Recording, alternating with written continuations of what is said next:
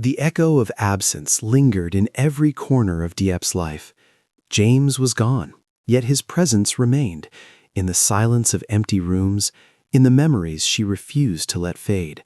Through days of longing and nights of quiet tears, Diep held on to an unwavering hope that one day the footsteps she dreamed of would return, and love would find its way home again.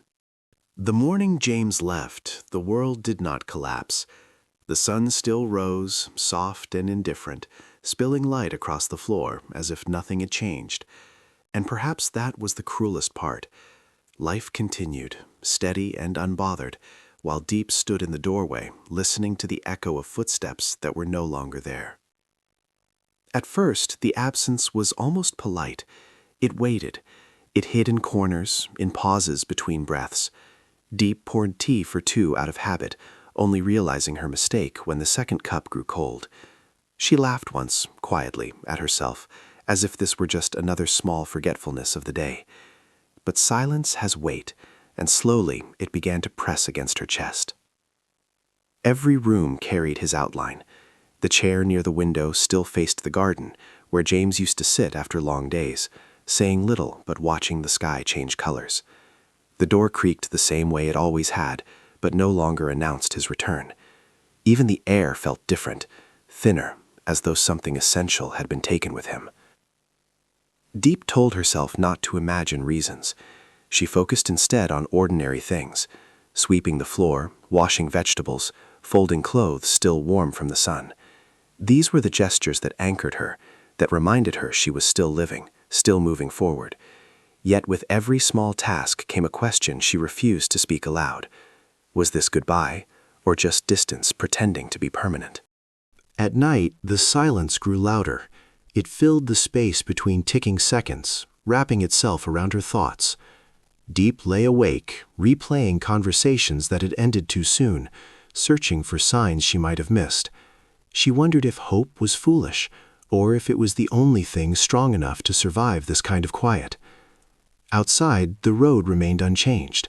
People passed by, laughing, arguing, returning home to lives untouched by her waiting.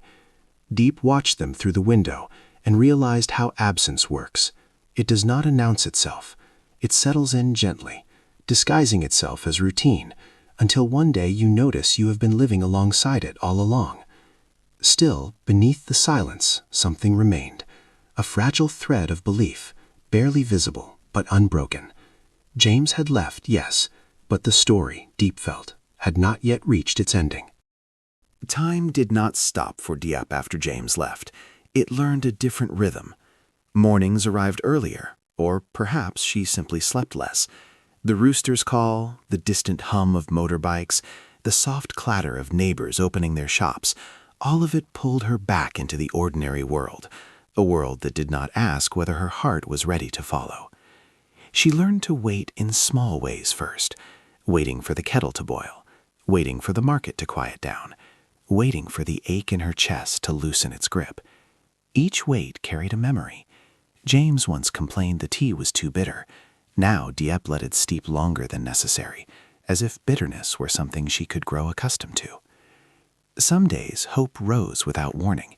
A familiar silhouette at the end of the road made her heart leap, only to fall again when the stranger turned away. Other days hope was quieter, almost shy. It lived in the way she kept his jacket folded neatly, refusing to give it away. It lived in her habit of leaving the porch light on long after midnight, just in case someone needed to find their way home. People noticed her patience and mistook it for strength. "You're so calm," they said. Diep smiled politely, not explaining that waiting was not calmness. It was endurance. It was choosing again and again not to close the door completely.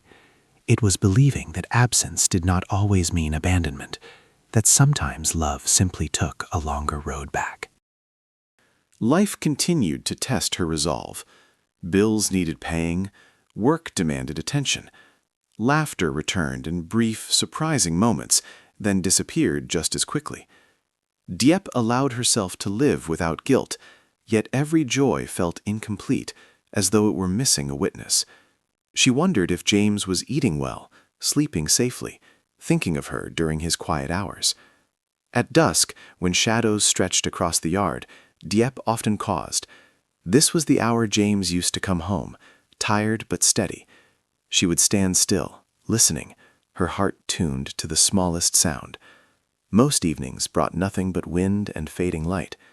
Still, she did not stop waiting, because in the language of love, waiting was not weakness, it was faith, practiced daily, in a world that rarely rewarded it immediately. There are moments when silence becomes heavier than noise, and for Diep, this was one of them. Weeks had passed, perhaps months. She no longer counted carefully. Time blurred when every day carried the same unanswered question.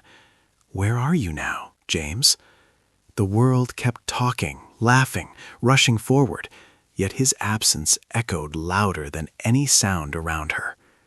One afternoon, rain fell without warning, the kind of rain that soaked the earth quickly, washing dust from the leaves and memories from the air. Diep stood under the old tin roof, watching the water drip steadily to the ground. James used to love days like this.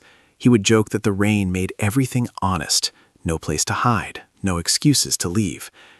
The thought made her smile, and then, just as quickly, her eyes burned. In quiet moments, doubt crept in like an unwelcome guest. What if he had chosen another path? What if returning meant facing wounds too deep to reopen? These questions frightened her more than loneliness itself. Waiting felt noble in stories, but in real life it demanded courage no one applauded. There were nights when Diep pressed her hand to her chest, breathing slowly, reminding herself that love was not proven by certainty, but by persistence. Yet life offered gentle interruptions. A neighbor's child laughing in the yard, the scent of rice cooking at dusk, the simple comfort of routine. Diep found herself helping others more, as if sharing kindness could fill the quiet spaces inside her. Each small act grounded her, reminding her that even in absence, she still existed, still mattered. Sometimes she imagined James doing the same somewhere else, pausing, remembering, holding on to the same fragile hope. That image became her anchor. She did not need constant messages or promises. What she needed was belief that two hearts, once aligned, could feel each other across distance and time. As night fell, Diep lit a single candle by the window. Its flame flickered but did not go out.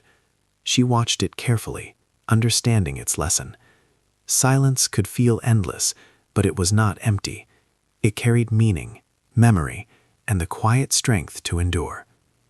And in that silence, Diep chose once more to hope, not loudly, not desperately, but steadily, like a light that refuses to be extinguished. Hope does not always arrive with footsteps you can hear. Sometimes it comes quietly, almost shyly, as if afraid of being chased away. For Diep, hope had lived in her for so long that she had learned to carry it gently, like a fragile glass cup filled to the brim. One careless movement, and it could spill. One harsh truth, and it could shatter. That morning began like any other. The sky was pale, the air cool, and the village slowly wakened. Diep swept the yard, her movements calm, practiced, almost automatic. Yet her heart was restless. There was a strange feeling she could not explain, as if the day was holding its breath. She paused, leaning on the broom, listening, not to sounds, but to something deeper. People often say waiting makes you weaker. Diep knew that was not true. Waiting had taught her patience, but more importantly, it had taught her clarity. She no longer waited for James to save her from loneliness. She waited because love, once real, does not vanish simply because time passes. It transforms, matures, learns how to stand on its own. When the wind shifted, carrying with it the distant sound of footsteps on gravel, Diep's heart skipped. She told herself not to turn too quickly, not to let hope run ahead of reality. But some instincts are stronger than reason. She looked up. A familiar silhouette stood at the edge of the path, older, thinner, carrying the weight of a journey that had changed him.